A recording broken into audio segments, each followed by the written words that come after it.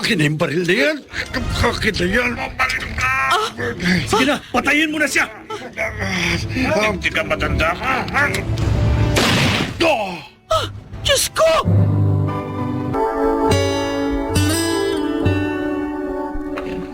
Mahirap ang magpatawad kung ang taong nagkasala ng mabigat sa iyo ay ang taong malapit sa puso mo.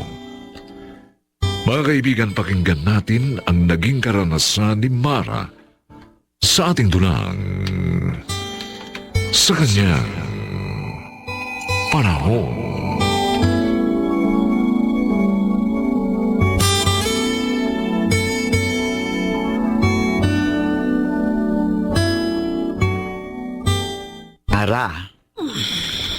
Mara, anak, gising na. Anong oras na ba, Ma? Mag-alas 5 na ng hapon. Hindi ka ba papasok ngayon? Hindi na muna. Gusto ko muna magpahinga. Total, malaking kinita ko kagabi. Kaya hindi ko kailangan rumampangay sa club. Bumili na rin kayo ng mga gamot nyo para dyan sa sakit nyo. Oh, ba't ganyan tingin nyo sa akin? Mara, kailan ka ba titigil sa pagtatrabaho sa club? Alam mo, matagal yun ang tinatanong sa akin yan eh. Matagal ko na rin nasagot, di ba? Wala akong balak. Dahil wala na akong dapat baguhin sa buhay ko. Sira na ako eh. Ito na ang buhay ko, Ma. Hanggang kailan? Hanggat pwede ako. At habang bata pa. At pagkatapos? Tsaka ko naisipin yun. Ay, wag na muna natin pag-usapan yan. Nasisira lang ang araw ko eh. Tsaka naiisip ko lang yung taong naging dahilan kung bakit ako nasadlak sa ganong trabaho.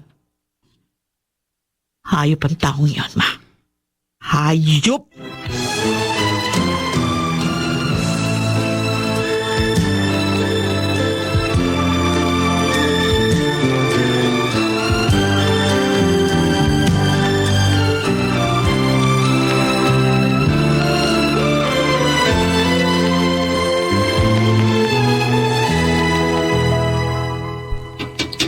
Nananagot yan ha. Osa? Rosa, balitang balita, nabigyan ka raw ng parol ng gobyerno. Lalaya ka na pala. Oo, Kosa. Lalaya na ako. Bakit parang hindi ka yata masaya? Ayaw mo yata. Masaya na ako rito. Bakit? Ayaw mo ba makasama ang pamilya mo? Gustong gusto ko. Pero malaki ang kasalanan ko sa kanila. Baka napatawad ka na nila. Nagbayad ka na sa kasalanan mo. Pinagdusahan mo na yun dito sa loob ng mahabang panahon. Kulang pa ako sa... Dahil kamatayan ko lang ang katumbas ng nagawa kong kasalanan sa kanila. Na maging ako, hindi kayang patawarin ang sarili ko.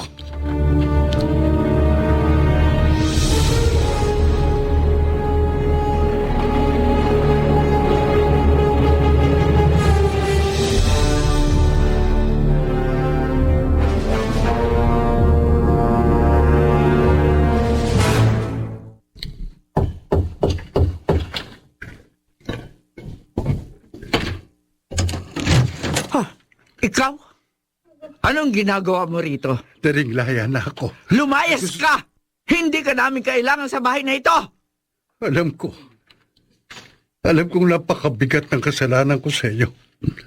Lalo na kay Mara. Walang kapatawaran ang ginawa mo. Kahit ilang beses ka pang makulong, hindi pa rin noon mahuhugasan ang kahayupan mo. Umalis ka na!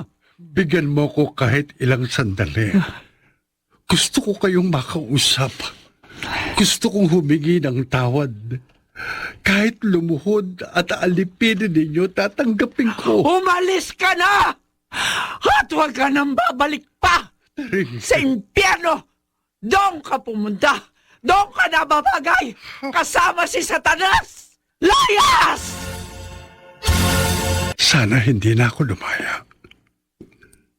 Sana namatay na lang ako sa loob ng pinangguan. Napakasama akong tao. At hindi dapat nabubuhay ang isang katulad ko sa mundong ito.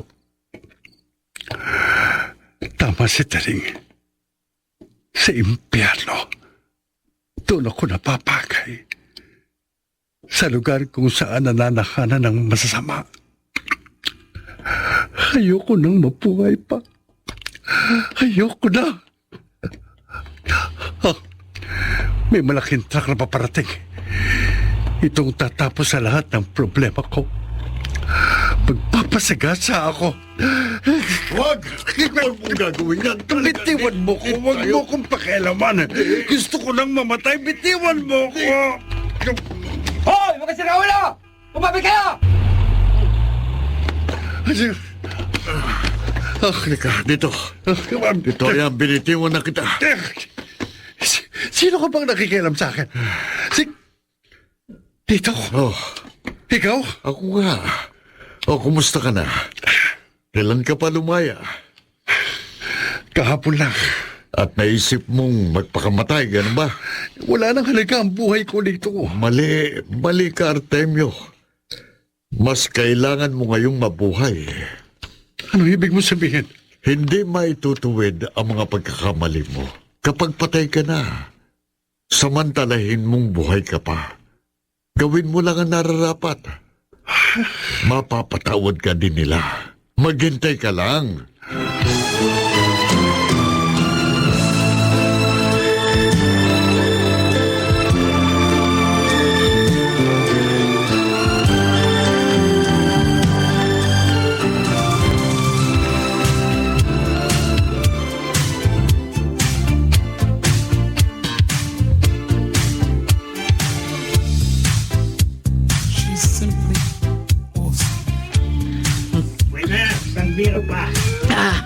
Oy! Mara, wala ka bang balak mag-table? Hinahanap ka na ng mga customer mo. Hayaan mo silang maghanap. Di na muna ako magtatrabaho. Wala ako sa mood makipagplastikan sa kanila. Nangungulit eh. Nagagalit na nga yung iba. Bakit di tinatago ka namin? Lalo na yung mayaman na customer mo na mukhang sanggano. Naku, nagbabanta na. Sabi ko, iba na lang muna, pero ikaw talagang gusto. Sabihin mo, patay na ako. Ano? Kung gusto nila ako i-table, doon sila pumunta sa sementeryo. Ano? Magdala rin sila ng bulaklak at saka kandila. Ano ka ba? Napaka-morbid mo naman. Uy, nakakakilabot ka, girl, ha? Tumigil ka nga. Takot ka ba? Eh, di kasi magandang biro yan. May problema ka ba? Ano tingin mo? Mukhang meron. Tama. Gusto mo malaman kung ano yan? Pwede. Baka makatulong ako. Wala kang may tutulong. Ang problema ko, dadaling ko habang buhay. Pero sige. Gusto mong malaman, di sasabihin ko pa rin sa'yo. Baka sakali gumaan-gaan yung loob ko. Ay, ano bang problema yan? Bumalik na yung taong naging dahilan para masadlak ko sa ganitong buhay. Yung sumira sa kinabukasan ko. Nakalaya na siya. Hayop siya. Hayop! Sino bang tinutukoy mo? Ang taong gumahasa sa akin. Ang sarili kong ama. Ano? Hindi ko makakalimutan ng gabing yun. Lasing na lasing siya. At langong-lango sa droga.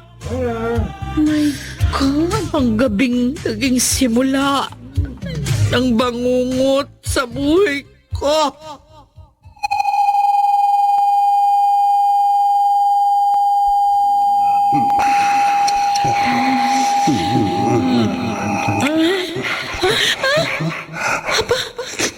Anong ginagawa niyo? Ba't niyo ko inahalikan? Huwag kang maingay. Mahiga ka lang. Umara. Wag Huwag ka po. nang pumalag. Itatara ko sa liig mong kutsiyong ito. Sandali lang ito ko. At huwag kang magsusumbo sa mama mo. Dahil kung hindi, Pareho ko kayong papatayin, ha? Ang bang-bang mo.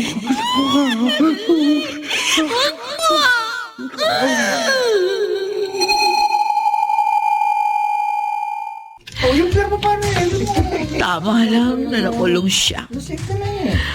Ang hindi tama, yung nakalaya siya. Dapat sa kanya mabulok na sa bilangguan eh. Siya ang dahilan kung bakit naghirap kami ni Mama. Mara. Ginawa niyang miserable ang buhay namin mag-ina.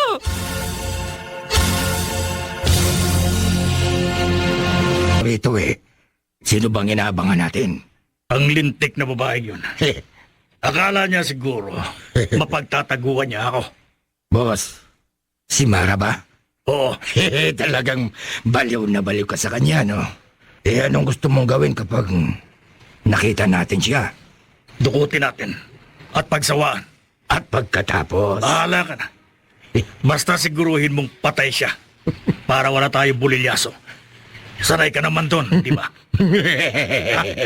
Areglado, bossing. Ayos. Game na game ako dyan.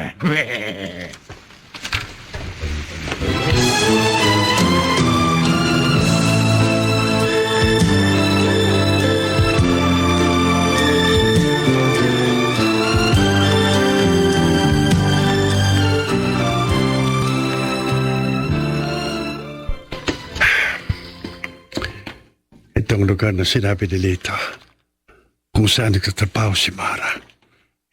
Sa beer house na yun sa kabilang kalye. Kawawa naman ang anak ko. Kasalanan ko kung bakit siya nasadlak sa buhay na ganito. Dito lang ako mananatili. Kapag nakita ko siya, hindi na lang ako lalapit.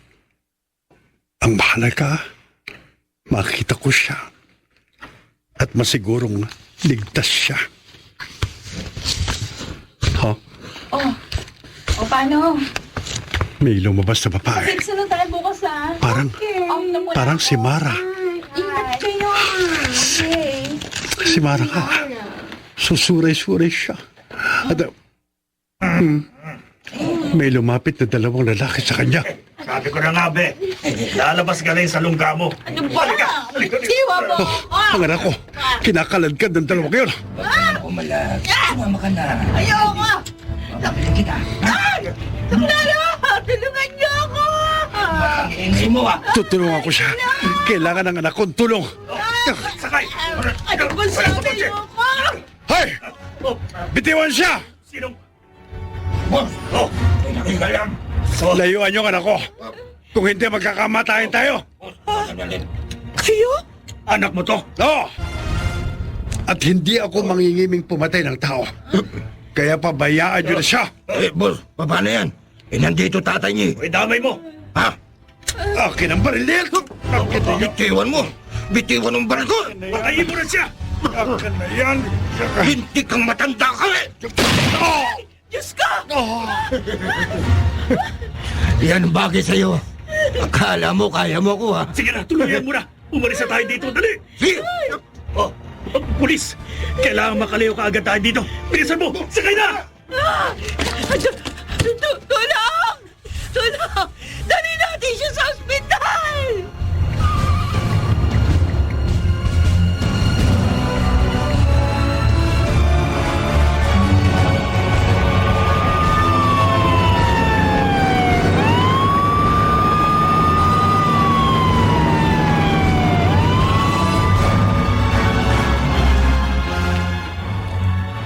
Kumusta na siya? Kasalukuyan ba siyang ginagamot ng mga doktor? Critical na ang kondisyon niya. Mabuti nga sa kanya. Halika na. Umuwi na tayo. Pabayaan na natin siya. Sandali lang, Ma. Huwag muna natin siyang iwan. Ano? Hindi ko alam. Pero, ewan ko. Hindi ko alam kung ano nararamdaman ko. Masama siyang tao. Siya pa rin ang ama ko. Iniligtas niya ako sa tiyak na kapahamakan. Kulang pa yun sa pagsira niya sa kinabukasan mo. Nagbayad lamang siya. Hindi. Nakadlangan niya ang mga taong yun. Handa siyang ibuwis ang kanyang buhay para sa akin. Naramdaman ko yung pagmamahal niya. Hindi ka niya mahal. Kung mahal ka niya, hindi ka niya magagawang pagsamantalahan. Nakaraan na yun, tapos na. At ngayon nasa critical siyang kalagayan. Ngayon ko naramdaman na mahal ko pa rin siya. Nawala yung galit ko. Lahat ng galit ko sa kanya. Mara, Pap, patawarin na natin siya. Nakikiusap ako. Mara. Anak, Ipagdasal natin na sana'y makaligtas siya at mabigyan ng pangalawang pagkakataon.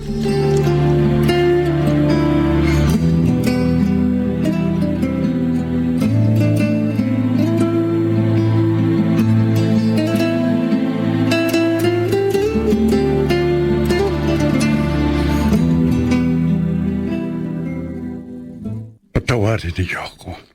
Napakalaki ng naging pagkakamali ko.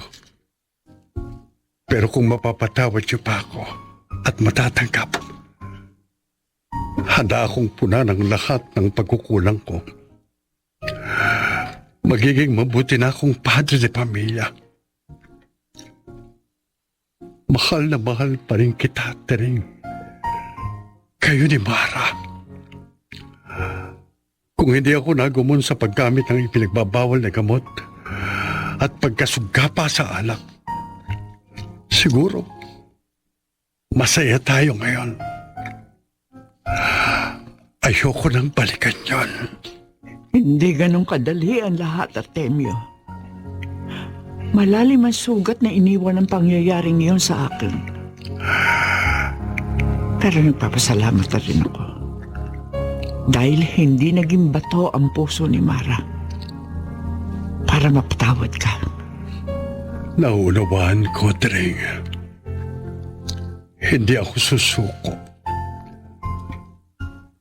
Gagawin ko ang lahat. Mabalik lang ang pagtitiwala mo sa akin. Handa akong pagsilbihan kayo habang buhay.